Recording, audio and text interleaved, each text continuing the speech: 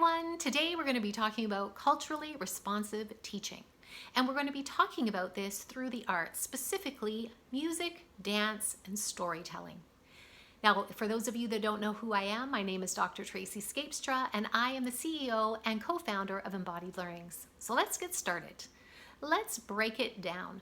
First of all, what do we mean when we talk about culturally responsive teaching? Well, there's so many ways to answer this question, but I really want to address that culturally responsive teaching is about having a deep knowledge of your students. In other words, who are they?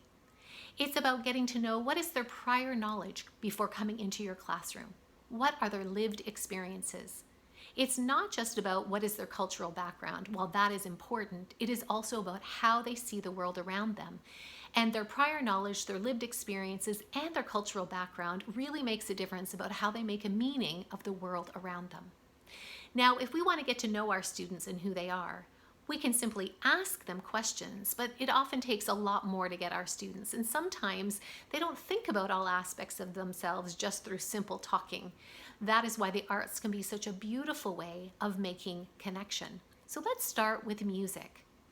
You could begin by asking your students, what kind of music do you like to listen to? The kind of music we listen to tells a lot about who our students are. What gets them excited? What gets them relaxed? What might help them to be more thoughtful? What might it be that just, gets their energy up in the day? So again, connecting to the music they like is a way of just connecting to who they are. And they get excited. Most people get excited to talk about those things. You can also ask students if they play a musical instrument. Perhaps somebody in their family plays a musical instrument. Or if they were to play a musical instrument, what would it be? So music is a way in which we can really draw our students in. It can be used for mindfulness. It can also be used just to help tidy up and create community and have a lot of fun. Sometimes people use music as a way to really refocus students or get together and do a particular dance. So music is a wonderful way to start to learn something about your students, and then it may lead to conversations beyond what it is that you start with. Thinking about dance. Again, a lot of students really enjoy dancing, but maybe not in class and not in front of each other. But do they have ways in which dance is part of their family? It's part of their community. It's a way that their culture comes together to celebrate holidays. It's a way to celebrate certain traditions that they have. And so again, it's one of those things where you can find out about who your students are. And of course, we know that bringing dance into the classroom that's low risk and fun is a way to build community. Just getting students up and moving and being silly and having fun, and it can be like a game, is a wonderful thing to do. The other thing is storytelling.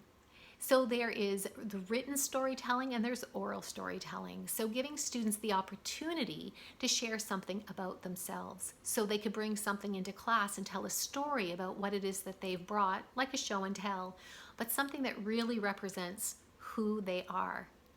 They could be telling a story about their name. So what's the story of your name? Were you named after somebody? So storytelling is a wonderful way to engage students in sharing a bit about themselves, where you start to get those bits of information of their lived experiences. And again, you can have students tell stories in partners as well as in small groups and with the whole class. Something that's really interesting that you could do that really pulls together the arts, and that could be music as well as storytelling and dance and maybe even visual arts, is have your students do a day in the life of. And then of course they insert their name. So my name is Tracy, so I might do the day in the life of Tracy. Or I'm going to tell a story through the arts, and I'm going to use music and maybe movement and visual arts or even photography or storytelling to tell something about who I am. So when we're being culturally responsive as teachers with our students, it's finding ways to get those little nuggets of information that aren't always forthcoming. And again, the arts is wonderful because it is creative. It allows students to be self-expressed.